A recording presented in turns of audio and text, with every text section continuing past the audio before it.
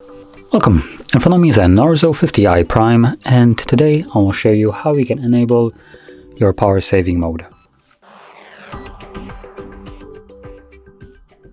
So, to prolong your battery life, all you need to do is pull down your notifications, extend the list, and somewhere in here you will find battery saver. Now for me this toggle is located right over here, so hopefully you can find yours in the same exact place.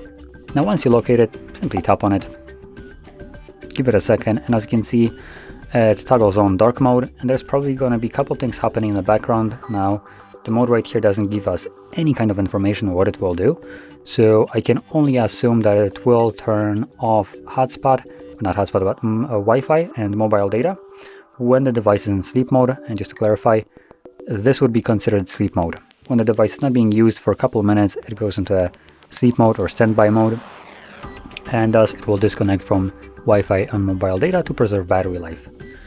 And obviously dark mode is one of the things that it turns on as well to preserve battery life. Now to disable your power saving mode, all you would need to do is find the toggle once again, tap on it, and everything will go back to functioning normally. So if you found this video helpful, don't forget to hit like, subscribe, and thanks for watching.